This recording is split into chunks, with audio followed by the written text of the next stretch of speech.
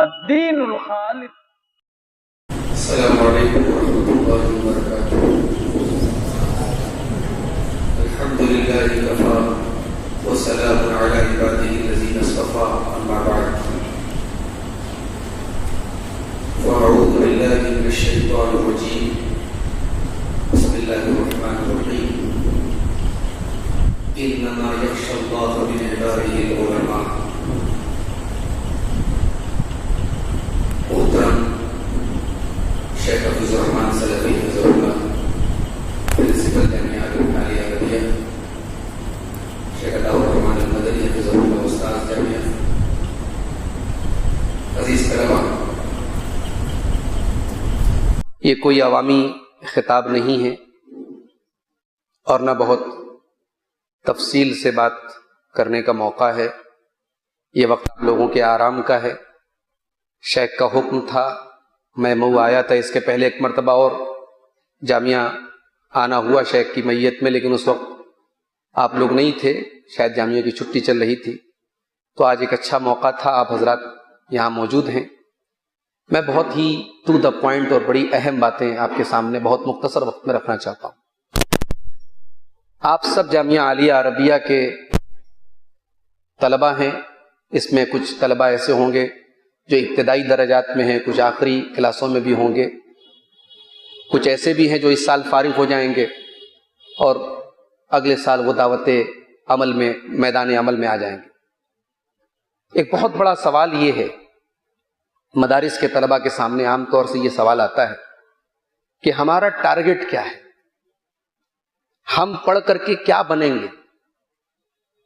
جیسے ایک انجینئرنگ پڑھنے والا، اس کے سامنے ایک ٹارگٹ ہے کہ مجھے انجینئر بننا ہے، مجھے انجینئرنگ کی جاب کرنی ہے. ایک میڈیکل سائنس پڑھنے والا، اس کا ٹارگٹ ہے کہ مجھے ڈاکٹر بننا ہے. تو آپ کا ہدف کیا ہے، آپ کا مقصد کیا ہے؟ اب میں یہ دیکھتا ہوں کہ ہمارے مدارس کے وہ طلبہ جو بہت جینیس ہوتے ہیں، بہت ذہین ہوتے ہیں، وہ کہاں جاتے ہیں؟ یونیورسٹیز کا رخ اختیار کرتے ہیں. جے این یو چلے گئے، جامعہ ملیہ چلے گئے، کسی یونیورسٹی میں چلے گئے.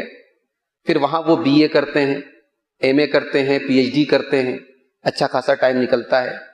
اس کے بعد وہ نوکری کی تلاش میں نکل جاتے ہیں. بہت سارے لوگ نوکری پا بھی لیتے ہیں. سوال یہ ہے کہ آپ ایک دینی ادارے میں 10 سال پڑھتے ہیں اور آپ جانتے ہیں کہ یہ تمام دینی ادارے عوام کی زکوٰۃ اور خیرات سے چلتے ہیں. یہ بالکل میں فیکٹ بات آپ کو بتا رہا ہوں. یہ ہمارے سارے مدارس عوام کی زکوٰۃ اور صدقات سے چلتے ہیں. قوم آپ کے اوپر زکوٰۃ کی رقم خرچ کر رہی ہے. کیوں؟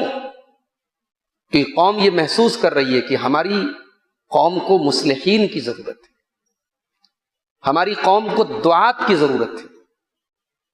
ایک دینی ادارے میں پڑھنے والے طالب علم کا پہلا مقصود یہی ہونا چاہیے کہ وہ دعوت اللہ کا کام کرے، اور یہ مقصد کبھی فوت نہیں ہونا چاہیے.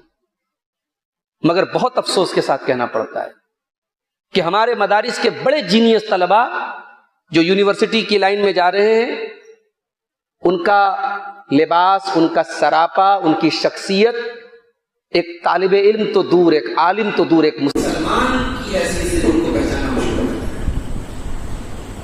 یہ افسوس کی بات نہیں ہے کہ 10 سال آپ کے اوپر محنت ہوئی، بہترین اساتذہ سے آپ نے تعلیم حاصل کی، قرآن و حدیث کا درس آپ نے لیا، تفسیر و حدیث اور فقہ کا درس آپ نے لیا، اور آپ پھر اس علم سے اس قدر دور ہو گئے کہ آپ کا چہرہ، آپ کا لباس، آپ کی پرسنالٹی سب دین سے دور ہو گئی. تو یہ میرا پہلا پیغام ہے آپ سب کے لیے. کم سے کم اس وقت اس مسجد میں جتنے طلبہ بیٹھے ہیں، دل میں یہ عزم کر لو میرے بھائیوں کہ ہم زندگی کے کسی بھی کونے میں کہیں بھی چلے جائیں، ہمیں اللہ تعالیٰ نے چنا ہے اپنے دین کا علم حاصل کرنے کے لیے. آپ کے ماں باپ نے بڑی قربانی دے کر کے آپ کو یہاں بھیجا ہے. میں جانتا ہوں ہمارے بہت سارے طلبہ ایسے بھی ہوتے ہیں، ماں باپ بیچارے بڑی محنت کر کے ان کا پیسہ بھیجتے ہیں، ان کا جیب خرچ بھیجتے ہیں. سب خوشحال پریوار سے، سب اچھے گھروں سے نہیں آتے، بڑے غریب گھروں سے بھی بچے آتے ہیں. آپ کے ماں باپ نے بڑی امیدوں کے ساتھ کہ میرا بیٹا عالم بنے گا. اگر اس ادارے سے 10 سال پڑھنے کے بعد اگر آپ اس لائق بھی نہیں ہے کہ کسی مسجد میں جا کے خطبہ دے سکے، عوام کی رہنمائی کر سکے، عوام کو دین سمجھا سکے، خود دین پر چل سکے، تو پھر میرے بھائی پھر ان مدارس کا کوئی کام نہیں، ان کو بند کر دینا چاہیے، تالا لگا دینا چاہیے. نوکری تو دنیا کے تمام کالج اور یونیورسٹیز میں نوکری مل رہی ہے، آپ نوکری کے لیے نہیں پڑھ رہے ہیں، یہ بات یاد رکھیے آپ۔ اور ہاں، یہاں سے پڑھنے کے بعد اگر آپ کو یہ لگتا ہے کہ آپ کے اندر تقریر کی صلاحیت ہے، دیکھیے صلاحیتیں متفاوت ہوتی ہیں، ہر آدمی مدرس نہیں ہو سکتا، ہر آدمی مقرر نہیں ہو سکتا، ہر آدمی لکھاری نہیں ہو سکتا۔ لکھنے کی صلاحیت الگ ہے، بولنے کی صلاحیت الگ ہے، افہام و تفہیم کی صلاحیت الگ ہے۔ شیخ عزیر شمس رحمہ اللہ ہمارے جامعہ سلفیہ کے بہترین فارغین میں سے تھے، اللہ غریق رحمت کرے، دنیا آج ان کو جانتی ہے۔ وہ کوئی مقرر نہیں تھے، یعنی جس معنی میں عام طور سے ہمارے یہاں خطابت معروف ہے اس معنی میں تو مقرر نہیں تھے، وہ کوئی تم تراک نہیں تھا، کوئی دھوم دھڑاکہ نہیں تھا، کوئی جوشیلا انداز نہیں تھا، لیکن محقق تھے۔ تو آپ میں سے اگر کوئی بچہ ایسا ہے جس کا تحقیق میں ذوق ہے تو ضروری نہیں کہ آپ تقریر کے پیچھے پریشان ہو، یا آپ تحقیقی ذوق پیدا کیجئے، محققین علماء کو پڑھیے آپ۔ اگر آپ کے اندر خطابت کا جوہر ہے تو یہ میگزین سے اور رسالوں سے مضامین یاد کرنا بند کر دیجئے، خاص طور سے ہمارے وہ طلبہ جو اعلیٰ درجات میں پڑھ رہے ہیں۔ مجھ سے اکثر طلبہ سوال کرتے ہیں کہ شیخ تقریر کی تیاری کیسے کریں؟ آج الحمدللہ 20 سال پہلے آپ چلے جائیں، موبائل کا دور نہیں تھا، انٹرنیٹ کا دور نہیں تھا، موبائل اور انٹرنیٹ کے بڑے نقصانات بھی ہوئے، مگر ایک فائدہ یہ ہوا کہ اب دنیا کی لائبریری آپ کے ہاتھوں میں آ گئی۔ آپ کو کس موضوع پر خطاب کرنا ہے، کس موضوع پر مضمون لکھنا ہے، آپ نیٹ پر سرچ کیجئے، اس موضوع پر مواد آپ کو بھرپور ملے گا الحمدللہ۔ میں 2-3 ویب سائٹوں کا نام آپ کو بتا دیتا ہوں۔ ایک ویب سائٹ ہے ملتقى الخطباء، چھوٹے چھوٹے خطبے ہیں اس پر عرب علماء کے، اور عرب علماء کے خطبے ہمارے یہاں کی تقریروں کی طرح نہیں، تو بڑے مرکز ہوتے ہیں، بڑی محنت سے تیار کیے گئے ہوتے ہیں، صحیح حدیثوں پر مشتمل ہوتے ہیں۔ ملتقى الخطباء سے آپ استفادہ کیجئے، اس پر تقریباً تمام اہم موضوعات پر آپ کو تقریریں مل جائیں گی۔ ایک ویب سائٹ آتی ہے العلوکہ، یہ بھی بہت اچھی ویب سائٹ ہے۔ آپ کوئی بھی مثال کے طور پہ آپ کو زبان کی حفاظت پہ تقریر کرتا ہے، آپ گوگل پہ جائیے، لیکن حفظ اللسان اور اسپیس دے کے لکھ دیجیے العلوکہ، تو العلوکہ ویب سائٹ پر جتنے حفظ اللسان سے ریلیٹڈ مضامین ہیں، مقالات ہیں، محاضرات ہیں، سب آ جائیں گے۔ تو آپ تیاری ایسے کیجیے، نصوص کو یاد کیجیے۔ یہ اردو کے مضامین اور اردو کی آج کل تقریروں کی کتابوں کی بڑی ڈیمانڈ ہے۔ لوگ مجھ سے بھی کہہ رہے ہیں شیخ آپ کیوں نہیں تقریر، ایک چھوٹی سی تقریر کی کتاب ہے میری، تو لوگ کہہ رہے ہیں اور مفصل کتابیں لکھیے۔ مفصل تقریر کی کتابیں ان لوگوں کے لیے تو چلو ٹھیک ہے جو عام لوگ ہیں، کسی مسجد میں خطیب نہیں ہے، ایک عام آدمی کو خطبہ دینا ہے، وہ کوئی خطبات کی کتاب لے کے پڑھے تو چلو بات سمجھ آتی ہے۔ کسی ادارے میں فضیلت کا طالب علم، عالمیت کا طالب علم، حدیثیں پڑھ رہا ہے، تفسیر پڑھ رہا ہے، لغت پڑھ رہا ہے، اور وہ صاحب اردو کی خطبات کی تقریروں سے تقریر کی تیاری کر رہی، عیب ہے، اس کو دور کیجیے آپ۔ تو تقریر آج کے دور میں یہ بھی مسئلہ ہے کہ عام طور سے مقرر کون بنتا ہے؟ جو لڑکا پڑھائی میں سب سے فیصدی ہوتا ہے۔ نظر اٹھا کے دیکھ لیجیے، انجمن میں تقریر سب سے اچھی کون کرتا ہے؟ اس کا ریکارڈ دیکھو، تعلیم میں بہت پیچھے۔ یہ کیوں چھوی کیوں بنی، یہ امیج کیوں بنی کہ تعلیم میں جو آگے ہے وہ تقریر میں آگے نہیں رہے گا، جو تقریر میں آگے وہ تعلیم میں آگے نہیں رہے گا۔ آپ اپنا لیول ایسا بنائیے کہ بہار اور جھارکھنڈ کا ایک عام آدمی، ایک کم پڑھا لکھا آدمی بھی آپ کو سنے، اور گجرات اور ممبئی اور ساؤتھ کی پڑھی لکھی پبلک بھی آپ کو سنے، علماء کی مجلس میں بھی آپ وقار کے ساتھ بولیں، اور عوام کے درمیان بھی آپ وقار کے ساتھ بولیں، وہ آپ اپنا معیار بنائیں گے۔ اور یہ معیار تقریروں کو یاد کرنے سے نہیں بنے گا، یہ معیار بنے گا مطالعہ کرنے سے، محنت کرنے سے۔ ہمارے یہاں لائبریریوں میں کتابیں دھول کھا رہی ہیں، بچے پڑھنا نہیں چاہتے۔ بچوں آج پورا سال گزر جاتا ہے، اگر آپ سے پوچھا جائے کہ اس سال آپ نے کیا پڑھا، فیس بک ہم نے خوب چلایا، واٹس ایپ خوب چلایا، انسٹاگرام خوب چلایا، مطالعہ کتنا کیا بھائی آپ نے؟ ایک موضوع، ایک فن لے لیجئے آپ کہ سیرت پر ہمیں 4 کتابیں پڑھنی ہیں اس مہینے میں۔ آپ بعض مجھے یاد آیا، ایک رفیق منزل کے نام سے ایک رسالہ آتا تھا دلی سے، اس کا مطالعہ نمبر کہیں آپ کی لائبریری میں کہیں ہوگا، نکال لیجئے گا مطالعہ نمبر، بڑا مفید ہے وہ مطالعہ نمبر۔ مطالعہ کو کیسے کارآمد بنایا جائے، کوئی کتاب آپ پڑھ رہے ہیں، مطالعہ کر رہے ہیں، کوئی پوائنٹ کی بات ہے، پینسل سے اس پہ انڈر لائن کر دیا، کہیں کاغذ پہ نوٹ کر لیا، جو ہمارے بزرگوں کا طریقہ تھا۔ اب موبائل میں وہ سب چیزیں آپ کو نہیں ملیں گی۔ میں آپ کو بتاؤں، ایک مرتبہ میں نے ایک ٹیبلٹ خریدا، مقصد یہ تھا کہ موبائل پر میسج آنے لگتا ہے اور بہت کچھ آنے لگتا ہے تو مطالعہ نہیں ہو پاتا، تو ٹیبلٹ خرید لیا۔ اور ٹیبلٹ بھی اس زمانے میں ایک آیا تھا، آج سے 6-7 سال پہلے کی بات بتا رہا ہوں، ایک ٹیبلٹ ایسا آتا تھا جس سے جو آنکھوں کو چبھنے والی اس کی اسکرین نہیں رہتی تھی، یعنی ان کا دعویٰ تھا کہ ہماری اسکرین بالکل کتاب کی طرح ہے، آپ جیسے کتاب پڑھتے ویسے ہمارے ٹیبلٹ کو پڑھیے۔ وہ کنڈل کمپنی کا آیا تھا، میں نے خریدا تھا اس کو، 2-4 مرتبہ میں نے پڑھا، اس کے بعد رکھ دیا، کیونکہ کتاب کا کوئی بدل نہیں ہے۔ کتاب کا بدل نہ ٹیبلٹ ہے، نہ موبائل ہے، نہ آپ کا لیپ ٹاپ ہے۔ موبائل پر سرچ کر سکتے ہیں، آپ انٹرنیٹ پر سرچ کر سکتے ہیں، مطالعے کے لیے کتاب ہونی چاہیے۔ اور آپ کے لیے خوش نصیبی ہے کہ آپ کے ادارے کو ماشاءاللہ اتنی بڑی لائبریری موجود ہے، طلبہ کی بھی لائبریری موجود ہوگی۔ آپ اگر شوق دکھائیں گے، اپنے اساتذہ سے کہیں گے آپ کو اور اچھی کتابیں، کوئی نئی کتاب ہے جو مارکیٹ میں نہیں آئی ہے، آپ اپنے اساتذہ سے کہیں، وہ کتابیں بھی انشاءاللہ آپ کو پرووائڈ کی جائیں گی۔ تو مطالعے کا ذوق میرے بھائیوں بڑھائیے آپ۔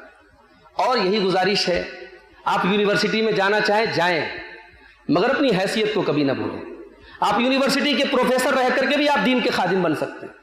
میں آپ کو بتاؤں، میں نے بنارس یونیورسٹی سے PhD کیا ہے، اور اس وقت میں بنارس میں ایک مدرسے میں پڑھا رہا ہوں۔ مجھ سے بعض لوگ کہتے ہیں کہ آپ نے PhD کیا ہے، آپ ایک مدرسے میں پڑھا رہے ہیں۔ آپ اگر چاہیں تو کسی یونیورسٹی میں اپلائی کریں، یونیورسٹی میں اپلائی کرنے کے مواقع مل سکتے ہیں، محنت کی جائے تو اس میں راستے مل سکتے ہیں۔ مگر میں ذاتی طور پر ایسا محسوس کرتا ہوں کہ جو دینی ماحول مجھے ایک مدرسے میں ملے گا، دینیات کی کتابوں کا پڑھانے کا جو موقع مجھے ایک دینی ادارے میں ملے گا، وہ ایک یونیورسٹی اور کالج میں تو نہیں ملے گا۔ کیا پتہ اللہ تعالیٰ دین کی جو خدمت ایک مدرسے میں رہ کر کے مجھ سے لے رہا ہے، میں یونیورسٹی میں جاؤں تو یہ خدمت میں نہ کر سکوں۔ تو اللہ تعالیٰ جس کے ذریعے جو بھلائی جہاں چاہتا ہے لیتا ہے۔ اور آپ لوگ میرے بھائیوں، آپ لوگ اللہ کے چنے ہوئے لوگ، آپ کوئی معمولی لوگ نہیں ہو۔ من یرد اللہ بہ خیرا یفقہہ فی الدین، اللہ جس کے ساتھ بھلائی کرتا ہے اسی کو اپنے دین کا علم حاصل کرنے کی توفیق دیتا ہے۔ اور آخری بات جو آیت کریمہ میں نے آپ کے سامنے پڑھی تھی خطبہ مسنونہ کے بعد، انما یخشی اللہ من عبادہ العلماء، اللہ سے اس کے بندوں میں علماء ڈرتے ہیں۔ آج یہ بہت بڑا المیہ ہے۔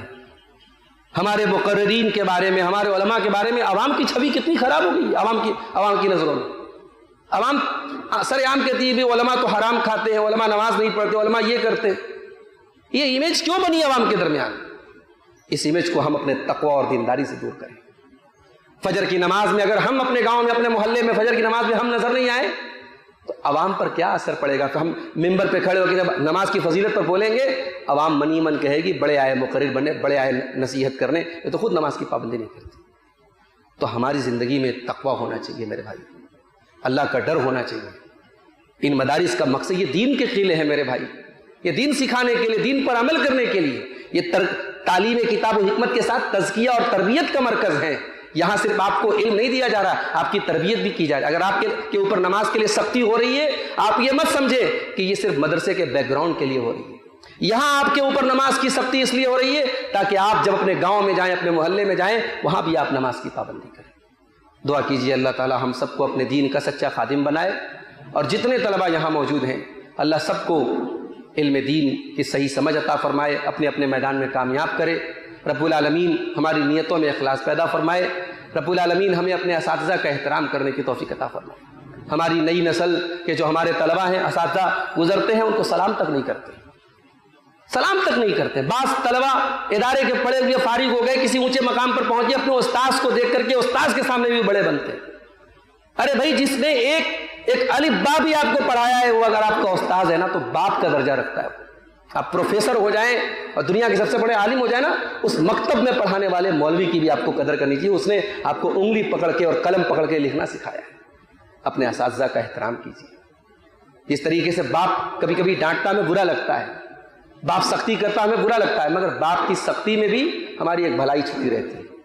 اساتذہ اگر آپ کے اوپر کبھی سختی بھی کرتے ہیں نا، تو ان کے بارے میں کوئی نازیبہ کلمات زبان سے نکالنے کے پہلے سوچئے کہ کہیں اللہ ناراض نہ ہو جائے۔ دعا کیجیے اللہ تعالی ہم سب کو اپنے اساتذہ کی خدمت کرنے کی توفیق عطا فرمائے۔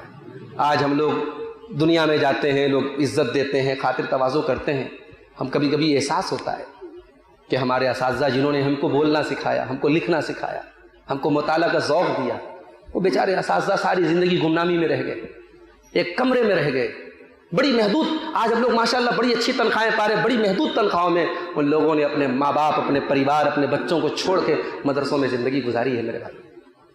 آج ان اساتذہ کا احسان ہمارے کندھوں پر ہے میرے بھائی، اور ہمارے جو اساتذہ دنیا سے چلے گئے، واللہ ہم جب بھی دعا کے لیے ہاتھ اٹھاتے ہیں ان اساتذہ کے لیے دعائیں مغفرت کرتے ہیں، اور جو زندہ ہیں ہمیں احساس ہوتا ہے کہ ہم ان کی کوئی خدمت نہیں کر پاتے، کبھی کوئی موقع ملے تو کچھ ان کی خدمت کر سکے۔ یہ احساس ہمیشہ اپنے دل میں رہنا چاہیے میرے بھائی۔ ہمیشہ اپنے اساتذہ کا احترام کیجیے. اللہ ہم سب کو اس کی توفیق عطا فرمائے. آمین. وآخر دعوانا الحمدللہ رب العالمین.